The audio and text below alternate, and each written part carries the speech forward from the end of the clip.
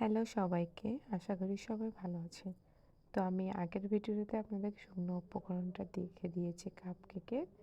তো আজকে আমি দেখিয়ে দেব আহ, একটি ডিম দিয়ে কয়টি কাপকেক আপনারা তৈরি করতে পারেন। তো এখানে প্রথমে একটি ডিম নিয়েছি আর 1/3 কাপ করে আমি এখানে 3বার চিনিটা দিয়ে দিচ্ছি। তো চিনি আর ডিমটা আমি হ্যান্ড মিক্স দিয়ে আমি আস্তে আস্তে এটাকে চিনিটা না গলা পর্যন্ত মিক্সিংটা করে যাব।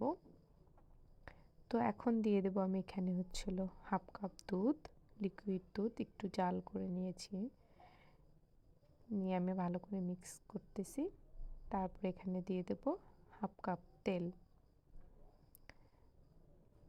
তারপরে আমি এখানে দেব হচ্ছিল, যেহেতু আমি চকলেট কাপকেক বানিয়েছি, এখানে দিয়ে দেবো 1 চামচ চকলেট এসেন্স, 1 চামচ ভিনেগার।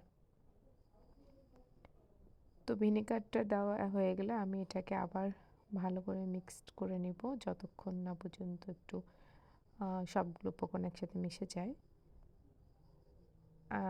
এটা বেশি আমি আস্তে আস্তে করতেছি, একটু সময় লাগবে।